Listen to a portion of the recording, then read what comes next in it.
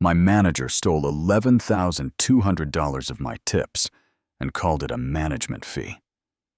The night I gave a free burger to a broke-looking stranger, he made me pay for it out of my own pocket. I had no idea that broke guy was actually the millionaire owner of our bar, or that he was about to blow my whole world wide open. My name is Sarah Mitchell. I am a black single mom, and for a long time my life was basically built out of double shifts, cheap coffee, and my 7-year-old son's insulin prescriptions. If you have ever had a month where every bill feels like a test, you might fail. You know the kind of tired I am talking about. That bone-deep tired, where your feet ache, your back screams. Your brain is running numbers nonstop, and you still have to smile because your tips depend on it. I worked at an upscale bar in Boston's financial district called the Harborside. On Google, it looked like a dream. Waterfront views, craft cocktails, 4.7-star reviews, all those buzzwords. In real life, it was a room full of people dropping $200–300 on drinks, like it was nothing. Arguing about mergers, flights, and investment portfolios, while I refilled their water for the 5th time. They would leave me $5 on a $150 tab and say, "Thanks so much, you were amazing." You know what I mean. On paper, I should have been doing great. Good location, busy, almost every night regulars who asked for me by name. If the world was fair, that job would have gotten me caught up on bills, maybe even let me breathe for a second. The world is not fair. A big part of that unfairness had a name: Derek Torres. Derek was our floor manager. If you saw his resume, you would think he was a golden boy. MBA, strong leadership skills, 2.5 years with the company, promoted fast. If you talked to him in an interview, you would probably hire him. He knew exactly how to talk to owners and investors, how to say all the right things about efficiency and brand image and maximizing revenue per table. But when the doors closed and the suits went home, the real Derek walked out. He was the guy who looked at an elderly couple enjoying dessert and said, "We are not a retirement home. Sarah, I need that table turned." The guy who saw someone walk in with worn boots and a tired face and muttered, "I do not want charity cases sitting at my bar. They drag the place down." The guy who treated us, the staff, like we were lucky to be there, like there were 1,000 people lined up to take our place if we breathed wrong. And most importantly, he was the guy who controlled the schedule and the tip pool. Now, if you have never worked service, let me explain what that means. Your schedule is your lifeline. Thursday, Friday, Saturday nights, that is rent, groceries, gas. Tuesday, lunch might barely cover your bus pass. One bad schedule change, and you are behind for the month. The tip pool was supposed to be this fair system. At the end of the shift, everyone who made tips, servers, bartenders, dumped their cash into one jar. Derek would take it into the back office, count it, do some magic math, then come back out with envelopes for each of us. We were told this was to smooth out differences between sections and give everybody a fair share. But there was a problem. We never saw the total. Derek always counted with his back to us, body blocking the view. We never saw the numbers written anywhere. We never saw the breakdown. Just "slow night, folks, only $480," or "not bad, $600 tonight," and then a handful of bills in each envelope. The room could be slammed all night. Every table full, the bar 3 deep, people waiting at the door. And somehow, magically in Derek land, it was a slow night. At first I thought maybe I was just bad at estimating. I would think I made 200 open my envelope and find 80. Tell myself maybe those tables did not tip like I thought. You start to gaslight yourself a little, because the alternative is believing that someone is straight up stealing from you while you are breaking your back for them. Then the pattern started to get too clear to ignore. I knew what my section looked like. I knew that the Thompsons at table 9 always left 20%. I knew how much a 4 top, that ordered 3 rounds of cocktails and full meals usually left. After a while, you can look at your tables and do rough math in your head. 80 here, 40 there, maybe 25 from those guys if they're in a good mood. And when that number in my head was 283, 10, 245, and my envelope said 63, 71, 89, again and again, something inside me snapped. I did not scream. I did not confront Derek. I did something smaller, quieter, maybe a little desperate. I started writing. One night, I came home from a late shift. Toes numb from bad shoes. Son finally asleep in his little bed, with his stuffed dinosaur under one arm, and I grabbed an old manila envelope from a drawer. In black pen on the front, I wrote, Liam's college fund. I did not have any college fund for him. Some days I barely had a keep the lights on fund. But I needed to name this thing. Give it a purpose beyond just me being angry. Every night after that, when I got home from work, I would sit at my wobbly kitchen table with whatever scrap of paper I could find. A napkin, a torn order ticket, an old receipt. And I would write the date what I estimated I had made in tips from my tables, and what Derek actually handed me. October 23rd, estimated 310 received 89. October 30th, estimated to have received November 2nd, estimated to have received 8. Fold stuff into the envelope, slide it back under a pile of old bills. 47 little pieces of paper. 47 nights where the math did not add up. If it were you, would you have done that? Or would you have just kept your head down and tried not to think about it? Because here is the thing. I did not feel powerful. I felt scared. I had a kid with type 1 diabetes, an old car with a dying heater, a landlord who was nice but not that nice, and a manager who controlled my schedule. I knew if I marched into the owner's office and said, "Hey, your golden boy is stealing our tips," it would be my word against Derek's. He had numbers and reports, and a shiny MBA. I had crumpled napkins, so I kept collecting my little scraps of truth, hoping that one day they would matter. And then came that Thursday night, the night Derek insulted a so-called broke customer, and I handed a burger to the millionaire owner of our bar. I did not know that yet. To me at the start, it was just another long shift. 5th straight double, no joke. My legs felt like concrete when I tied my apron. Harborside on a Thursday is wild. Not like Friday chaos, but close.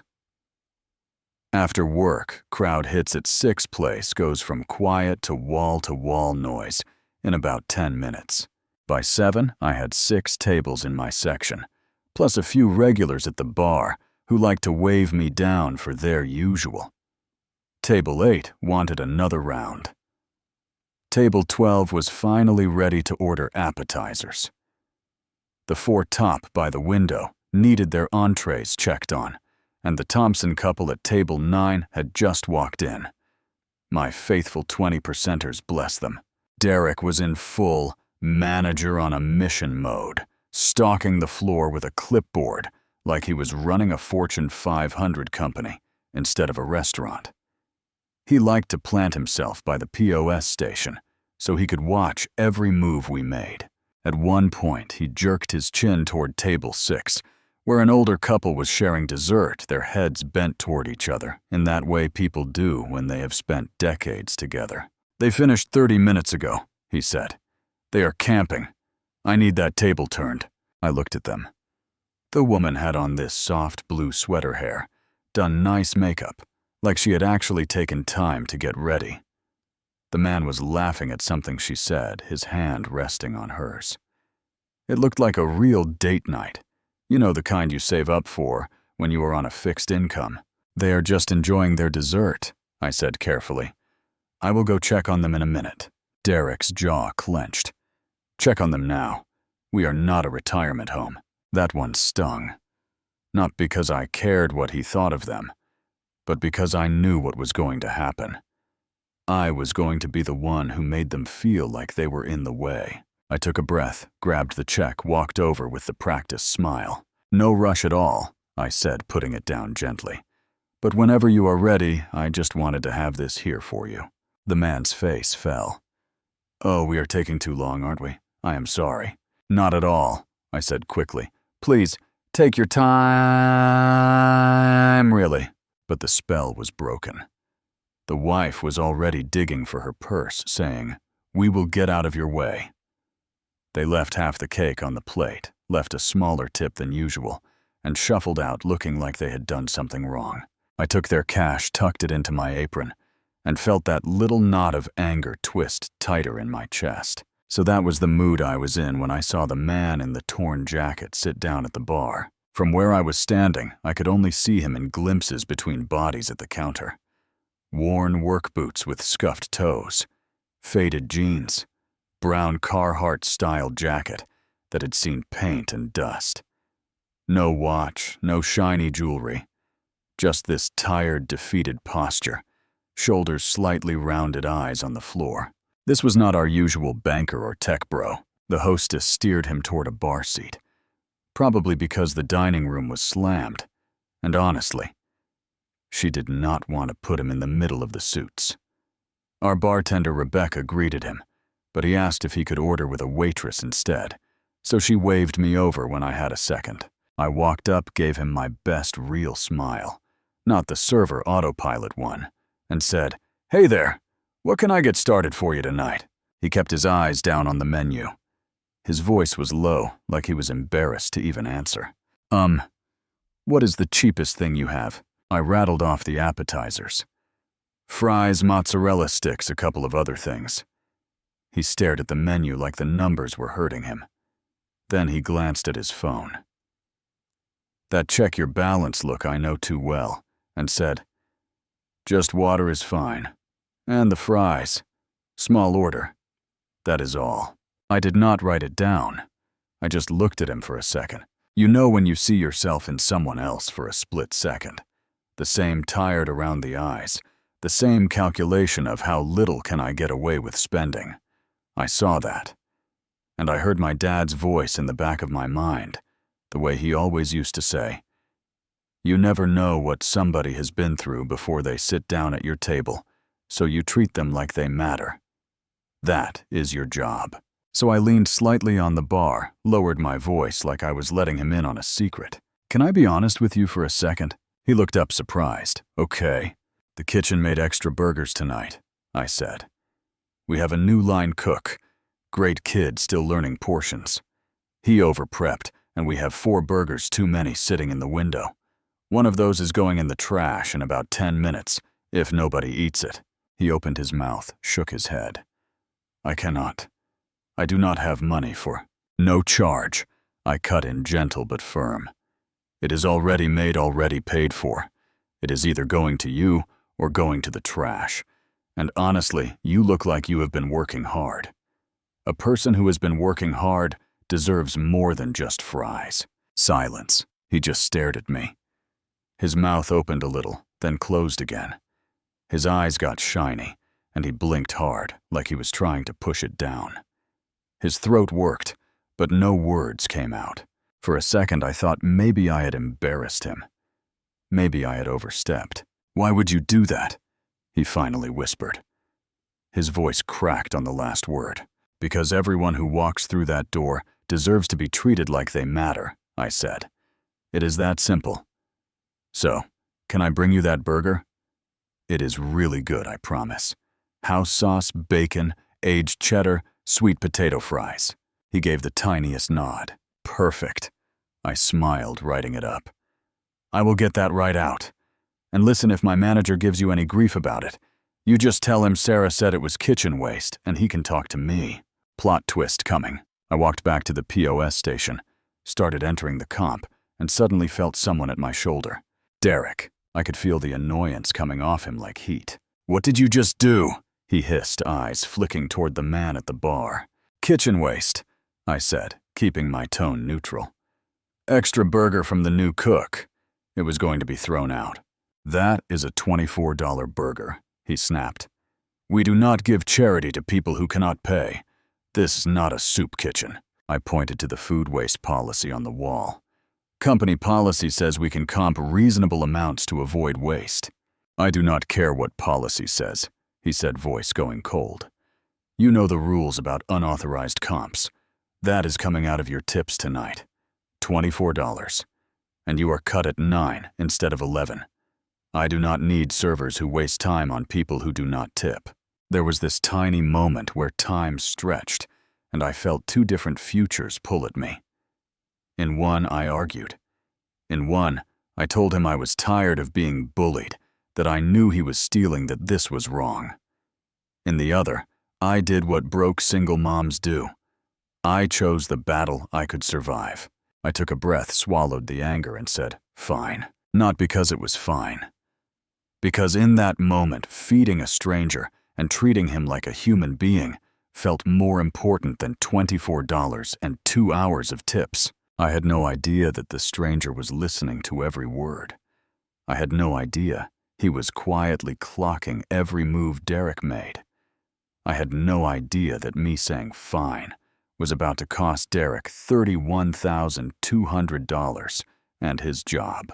I just went to the kitchen, put in the order, and made sure that burger came out perfect. When it was ready, I did not just bring the plate. I added a small side salad, put the vinaigrette on the side, and tucked a little ramekin of chocolate mousse next to it. I set it down and he said, the dessert was not. I know, I said, but you said it has been a long week. Chocolate helps. Trust me. He told me he had heard what Derek said about my tips about cutting my hours. You did not have to do this, he said. Yes, I did, I told him. My dad raised me to believe that how you treat people when nobody is watching is who you really are. And even if someone is watching, it does not change what is right. You matter. Everyone who sits at this bar matters. Do not let anybody tell you different. Go okay. Then I went back to working my section like I always do. For the next 2 hours, that man sat at the bar, eating slowly, watching. I did not think about him much, just checked on him the way I checked on everybody else. I moved an elderly couple to the best window table instead of seating them near the bathroom. I handled a rude guy in a suit who snapped his fingers at me by giving him the same calm service I gave everybody.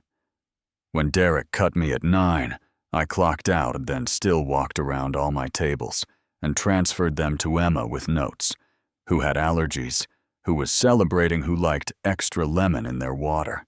I did not know he was watching all of that. I did not know he saw me go to my locker at the end of the night, open my envelope, $63 again, my magic number, and then pull out that manila envelope. I did not know he saw me write on a scrap of paper.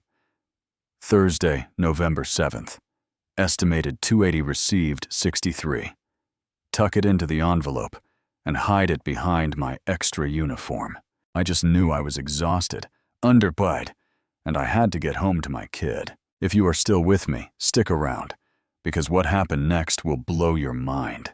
A couple days later, on a Monday morning, I got a notification on my phone. Mandatory staff meeting, 10 a.m. All floor staff, required owner will address concerns. My first thought was, great corporate buzzword meeting on my day off. My second thought was, wait, owner. We have an owner who actually shows up.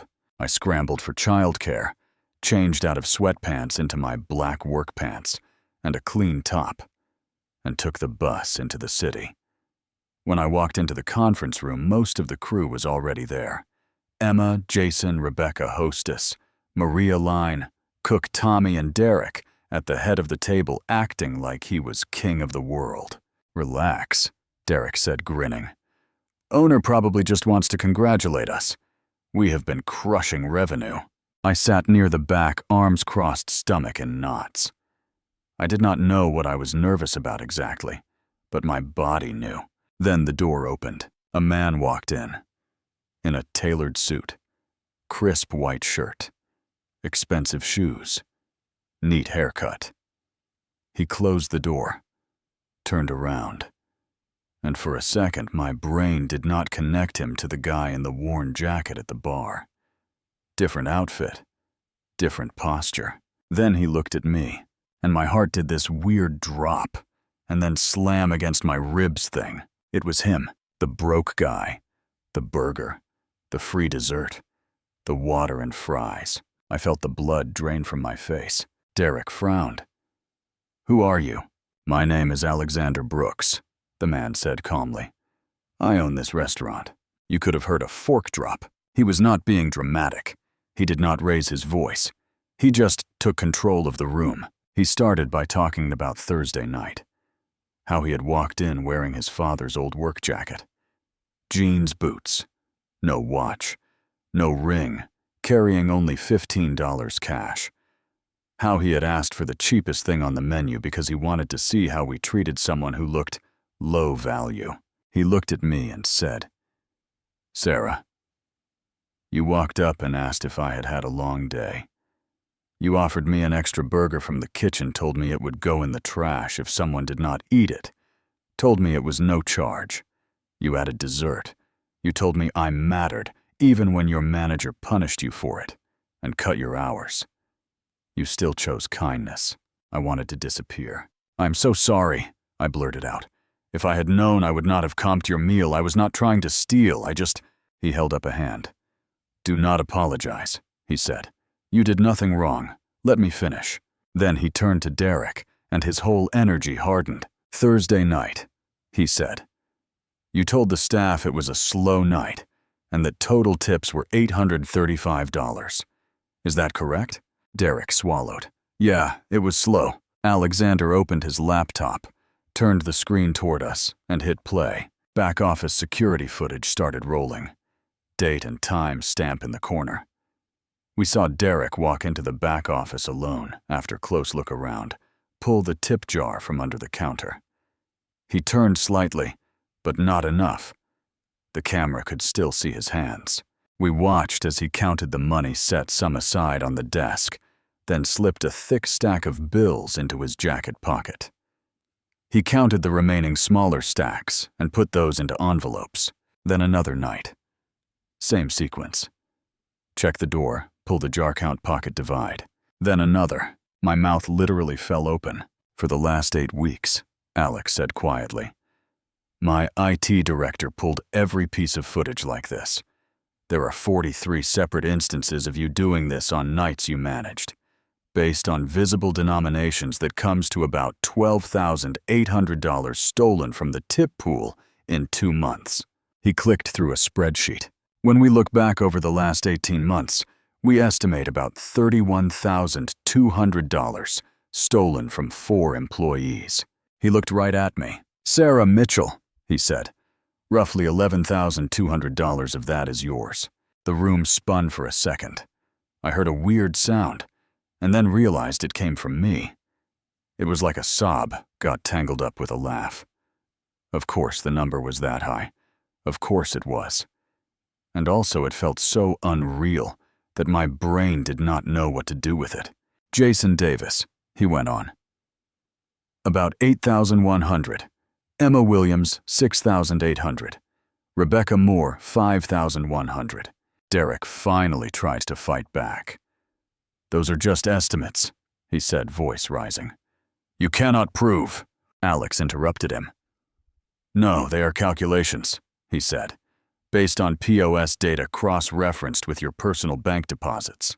He held up printed screenshots. November 7th POS shows $835 in credit card tips, estimated $400 in cash. Total $1,235. You told staff the total was $8. On November 8th, you deposited $112 into your account. October 31st, $112 discrepancy of dollar deposit. November 3rd, $80 discrepancy, $80 deposit. I could keep going. Then he turned back to me. "Sarah," he said, "do you have anything you want to share with everyone?" My legs felt like jelly, but I stood up, walked out to my locker, where everyone could see through the glass wall. Reached behind my extra uniform and pulled out that manila envelope. Liam's college fund. I came back in, set it on the table, opened it up, and all my little scraps spilled out. Napkins, order tickets, receipts with my messy late-night handwriting. I have been documenting my tips for the last 9 weeks, I said. My voice was shaking, but I kept talking. Every shift, every dollar I estimated from my tables versus what Derek gave me. I picked one up. Thursday, November 7th, my tables estimated 280 received 63, another one. October 30th, estimated 240 received 71, another. October 23rd, estimated 310 received 89. I did not know if anybody would ever believe me, I said, looking up, eyes burning, but I knew someone had to care eventually, so I wrote it all down. Alex picked up a handful, compared them to his spreadsheet, nodded. Her documentation matches our data almost exactly, he said. You could feel the last bits of Derek's confidence crumble. He went from red to pale in about 5 seconds. You cannot do this, he said, voice shaking now. You fire me, and I will sue you. Have no right to. Alex looked at him like he was already gone. I have security footage, POS records, your bank records, testimony from 3 former employees who quit because of you, and now 9 weeks of Sarah's written documentation, he said. You are fired, effective immediately. Security is waiting outside to escort you off the property.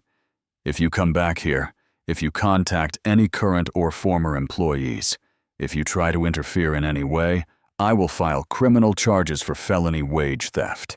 The Department of Labor already has this case on their desk. 2 security guys walked in, took Derek by the arms, and walked him out. Nobody said goodbye. Nobody even looked at him. The door closed. Silence again, different this time. Then Alex did something I was not expecting at all. He said, "What happened here is my failure." I looked up confused. I got too focused on expansion, on revenue, on board meetings, he said. I hired managers I trusted, reports. I stepped away from the people actually running this place. I let my father's legacy turn into numbers on a spreadsheet, and I did not see what was happening to you. That ends today, not with some motivational speech, but with actual changes. He laid it all out. No more forced tip pooling. Tips belong to the server who earns them, unless they choose to pool in a clear, transparent way. A new POS system that tracks all tips by server, including cash, visible in an app we can all log into. Weekly tip reconciliation reports posted in the break room so we can see total tips collected and total tips distributed, with any discrepancy over $10 flagged automatically. He told us there would be an anonymous tip line, a QR code and phone number in the break room that goes directly to him, not the manager. Rebecca raised her hand, worry all over her face. What if management retaliates, if we report something? Then they are fired, Alex said. We are adding a zero-tolerance clause to the handbook today. Retaliation for reporting legitimate concerns is grounds for immediate termination with cause. He announced unannounced owner walkthroughs every quarter. A floor staff representative at monthly management meetings. It was like someone had taken every little thing we had complained about in whispered conversations and decided to actually fix it. Then Emma asked the question we all had in our heads. What about the money he took? She asked. Do we ever get that back? Alex reached into his briefcase, pulled out a stack of white envelopes, and my heart started pounding again. I have audited the last 18 months, he said. Every dollar Derek stole will be repaid with 18% interest for the time you have been without it. He called Emma first. Emma Williams, 6,800 stolen with interest, 8,024. She took the envelope with shaking hands, opened it, and started crying. Jason Davis, 8,100 stolen with interest, 9,558. Jason blinked hard. Jaw tight, took his envelope like he was afraid it would vanish. Rebecca Moore, 5,100 stolen with interest, 6,018. Rebecca covered her mouth, tears running down her face. Then he said, From Mitchell. I stood up. 11,200 stolen, he said, with interest. 13,216. He handed me the envelope. I opened it. The check inside looked fake. My hands started shaking so hard, I had to steady them on the table. My knees buckled a little, and Emma and Rebecca grabbed my arms. "I cannot," I whispered. I cannot even." "It is yours," Alex said. "It was always yours. I am just returning what was stolen." Now, if this was a simple story, that would be the big happy ending. Thief exposed, money returned, owner apologizes, fade to black. But that was only the middle, because then Alex looked at me and said something that changed everything all over again. "Sarah," he said, "I am offering you the position of assistant general manager, effective immediately." I actually laughed. Not because it was funny, but because my brain could not process it. "I am just a server," I said. "I do not know how to manage or whatever. I just bring people food." He shook his head. "No," he said. "You are not just anything. Thursday night, you documented injustice for weeks. You treated a stranger with dignity. When your manager punished you for it, you protected younger staff, and you kept doing the right thing when it cost you money and hours. That is not service. That is leadership. I do not know numbers. I do not know spreadsheets. You know how to treat people," he said. "You know how to listen when someone is scared, how to stand up without destroying people. We can teach you scheduling and inventory. We cannot teach what you already have." Then he slid another document across the table. "Assistant General Manager," he said. 35% salary increase over your current pay. Full benefits package, including full health care with dependent coverage." My heart stopped. "Your son," he said, his voice softer. "His insulin test strips, pump supplies. Doctor visits, specialists. All covered. Zero co-pay for chronic disease management." That was it. Whatever dam I had inside me broke. I sat down hard and just started sobbing. Not cute little movie tears. Ugly, shaking whole body sobs. Years of fear and stress and late-night math and pharmacy counters and "please let this card go through" came pouring out of me in front of my coworkers. Emma wrapped her arms around me. Rebecca joined from the other side. Even Jason reached across and squeezed my shoulder. Alex waited. He did not rush me. When I finally caught my breath, he looked at me and said, "Will you help me make sure this place stays what it is supposed to be? A place that treats people like they matter on both sides of the bar." I looked at his hand, at the check in my fingers, at the manila envelope that had gone from being a sad joke to real proof, at the faces of my co-workers who were nodding at me like, "Come on, Sarah, take it." And I took his hand. "Yes," I said, "I will." That was months ago. Now, when I walk into the harbor side, it feels like a different place. Same brick walls, same bar, same view of the water, but different energy.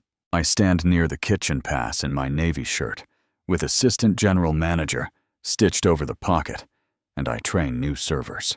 Everyone who walks through that door matters, I tell them. Rich, poor, dressed up, dressed down, they all get the same respect. That is not optional.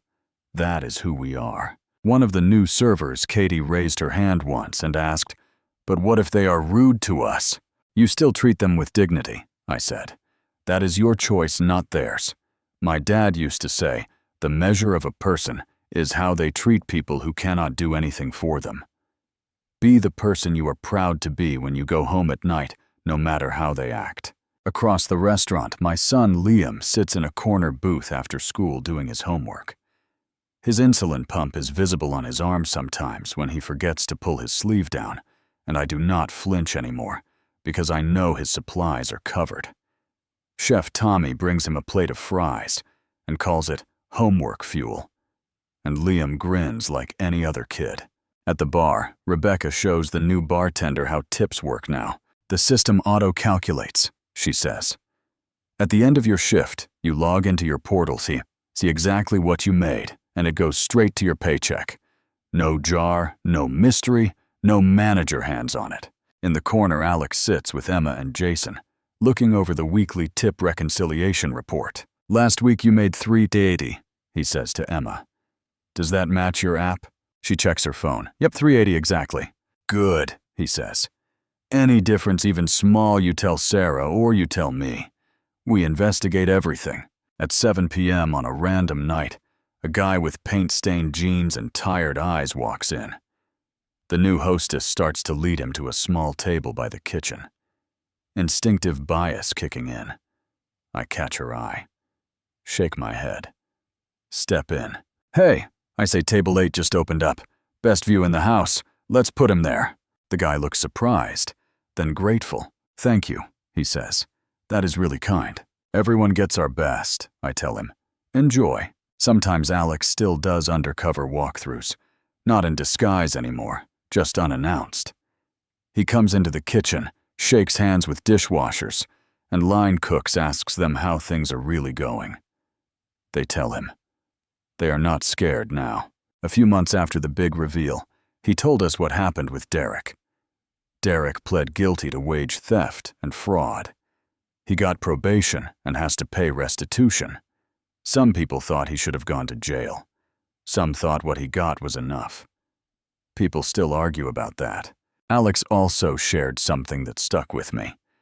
He said he started digging into wage theft while building our case, and learned that in America, more money is stolen every year through unpaid wages, stolen tips, and edited time cards than through all robberies combined. 40 million people experience wage theft every year, most of them. People like me. Service workers, immigrants, folks living paycheck to paycheck. Think about that for a second. We see bank robberies in movies, we hear about big heists on the news, but we almost never hear about managers shaving an extra hour off every shift, or keeping part of the tip pool, or making people work off the clock. One feels dramatic and criminal. The other gets called policy. Do you think that is fair? 6 months after that first Thursday, Alex agreed to film a segment for a documentary team at the bar. I stood off to the side, polishing glassware I did not really need to polish, listening to the words that had come out of our mess. "If you are experiencing wage theft," he said into the camera, "and a lot of you watching are here, is what you do. First, document everything." Sarah's envelope did not just save her case, it helped prove 3 others. Keep your own time records, photograph schedules, save receipts. Your phone can be your protection. Second, know your rights. The Department of Labor has free resources. Wage theft is illegal, period. You do not need a lawyer to file a complaint. Third, you are not alone. 40 million people. Stolen tips, edited time cards, unpaid overtime. The most common crime most people never talk about because they are scared, or they think nobody will believe them. He paused, then said, "And if you are a business owner, your people are your business. Protect them. Create systems that make integrity the default, not the exception. Be the leader your team deserves. Remember what Sarah did. She treated someone with dignity when it cost her. That is not weakness. That is strength." Then he came back to the floor and stood next to me at the pass. We watched as a woman in paint, splattered leggings, and a faded hoodie walked through the door. Hair pulled back like she had just finished a long day. She looked around a little unsure, like she was not sure she belonged in a place like ours. I stepped forward, gave her the same real smile I had given him that night at the bar, and said, "Hi there. What can I get started for you?" Same line. Different life. So that is my story, or at least part of it. Now, I want to ask you something, because this is where it gets a little uncomfortable, and maybe that is exactly where we need to go. Do you think what happened to Derek was enough? Probation and restitution? Or do you think people who steal wages should be facing real jail time, like someone who robs a store at gunpoint? Is wage theft just business, or is it a crime that should be on the front page? Do you think tip pooling is fair? When it is transparent, or is it always a loophole waiting for someone like Derek to abuse? If you had been in my shoes, standing there with a kid at home and a man in front of you who clearly could not afford more than fries, Would you still have comped that burger after your manager threatened your tips? Or would you have protected your own paycheck and walked away? If you have ever had a boss shave time off your paycheck mess with your tips, forget to pay overtime, or punish you for speaking up, I really want to hear about it. Drop your thoughts in the comments. Tell me if you think I did the right thing. Tell me if you think the owner did. Enough. Tell me if you think we should be blowing this issue up way bigger than one restaurant story. Argue with me if you need to. Share your own experience if you have one, because I can tell you how my story turned out. I went from being a server getting robbed for a year and a half to an assistant general manager trying to make sure nobody under my watch goes through that again. But there are millions of people still stuck in the part of the story where they are stuffing little scraps of paper into an envelope and praying somebody will believe them. If this hit you at all, leave a comment. Share this with someone who works in service and maybe, just maybe, we can make sure what happened to me and my coworkers is not just a crazy story on YouTube, but the start of a bigger conversation we should have had a long time ago.